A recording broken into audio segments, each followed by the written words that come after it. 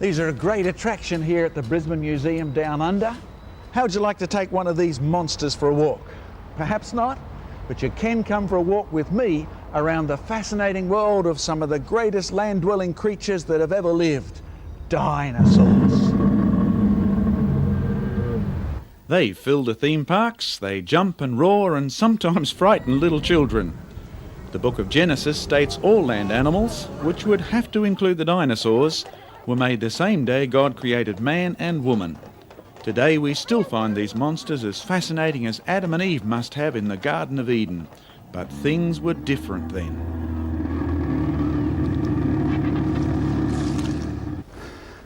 The Bible tells us the Garden of Eden was not a place where creatures tore each other apart. There was no death or destruction. That came only after man disobeyed God and evil came into the world.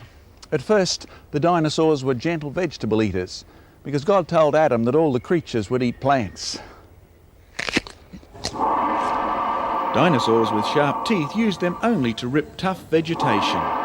And because God gave man authority to rule all creatures, the first man could have ordered a huge apatosaurus to wiggle its neck. Today, sadly, the great dinosaurs seem to be extinct. We know them only from fossil bones found in rocks, but it is fun to see their skulls put back together and visit museums to study dinosaur skeletons.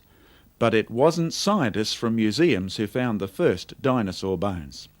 It was a young lady wandering these same streets I walked on a film project in the village of Cookville, just south of London, England in 1822. Her name was Mrs. Mary Mantell. Nearby was an old quarry. Its rocks were used for road making. From one rock, Mrs. Mantell picked up a fossil tooth. Her husband, Dr. Mantell, knew it was from a lizard, but a bigger lizard than any he had ever seen. It was named Iguanodon. In 1824, bones from another monster had been officially reported by a very interesting professor. In the early days, it was considered a little strange to believe in these monsters, but that's understandable. Some of the men involved were a little odd. Take, for example, Professor William Buckland. He was the man that invented the word megalosaur for a giant fossil that had just been discovered. He ate dinner every day with his pet bear, and both of them had made a lifelong commitment to eating their way through the animal kingdom from A right through to Z. Anteaters right down to zebras they were aiming for. I believe they really enjoyed boa constrictors but had problems with the jellyfish. But if you mums and dads are looking for someone to blame for all those dollars spent on dinosaur toys, then you better pick a man from this museum. Sir Richard Owen was the founding director of the British Museum. He was the leading geologist of his day and the world's expert on bones. He realised the skeletons found by Mantell and Buckland were from unique giants. So in 1841, Owen invented a new word, dinosaur, which meant great and fearful creeping creature. Around 1854, Richard Owen and his friends made this imposing display of dinosaur models. People still love to see them in this park south of London. Since no one in Owen's day had seen a living dinosaur, it was hard to join fossil bones in exactly the right way. One bone which puzzled Owen looked like a tiny rhinoceros horn, so he put it on the nose of Iguanodon.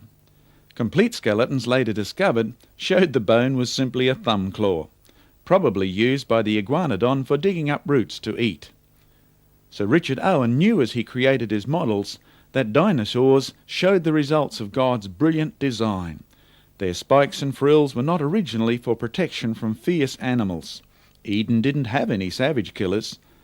Triceratops used his horns to push over small palm trees and his sharp beak to tear tough fronds, so he could chew them with his flat teeth.